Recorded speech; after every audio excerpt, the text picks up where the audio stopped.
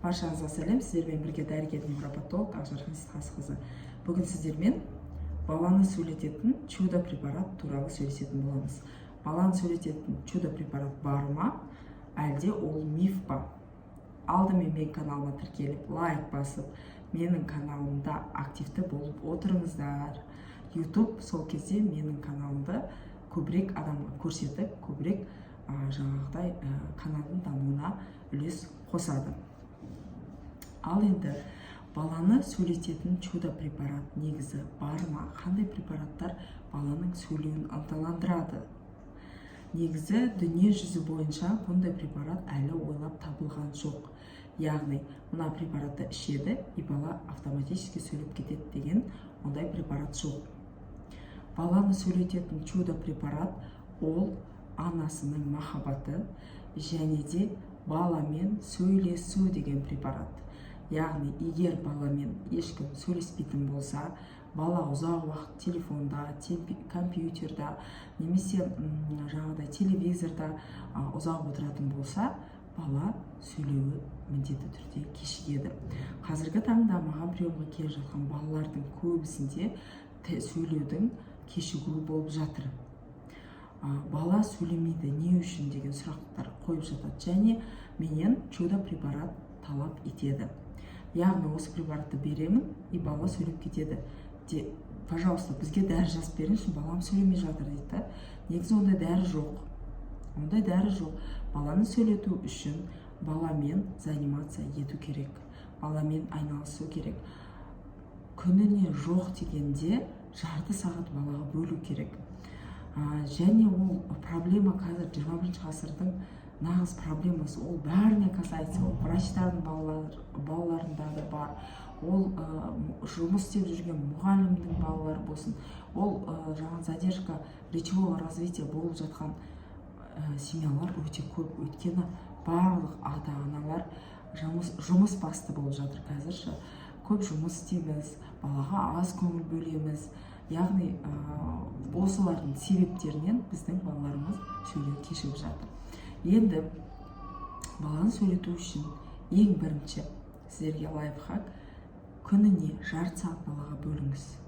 Күніне жарты сағат анасы егер баламен бірге отырып, баламен бірге ойнап, балалар бет сөйле дегенде сөйлесе алмайды, ойын арқылы ғана баланы сөйлете аламыз. Яғни, баланы дамытатын ойыншықтар алып, құмдар, құрастырғыштар, пластилиндер, әртүрлі жаңағыдай картинкалар, яғни баланы қызықтыратын заттармен жарты сағат сіздер ойнасаңыздар, гуашьпен осылай сурет салатын болсаңыздар, және баламен сөйлескен кезде баланың көзіне тіке қарау керек, және баланың деңгейіне түсіп сөйлесу керек. Яғни, сіз өзіңіздің биіктігіңізден сөйлейтін болсаңыз, бала қабылдамайды. Сіз тізерлеп отырып, баланың бойымен бірдей дәрежеге жетіп, сөйтіп көзіне тіке қарап, баламен сөйлесу керек.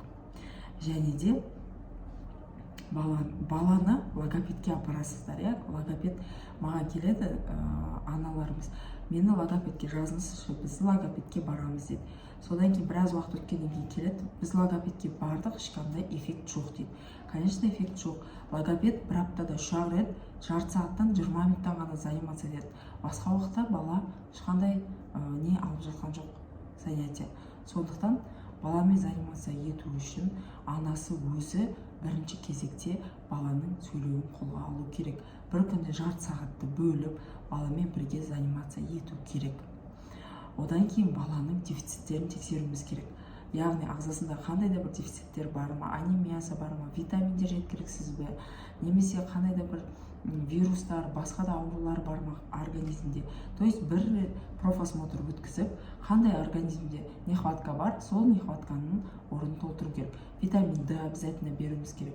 Анемиясы болса, анемияның дәрілерін беру, полноценное питание, полноценный сон, и гаджет пен телефондардың барлығын көзін жою керек. Яғни, телефон мүлдем бермейміз, телевизор жарты сағаттан артық беруге болмайды. И то түсінікті тілде, қазақша болса, қазақша тілде, орысша сөйлесетін болсаңыздар, таза орысша тілде.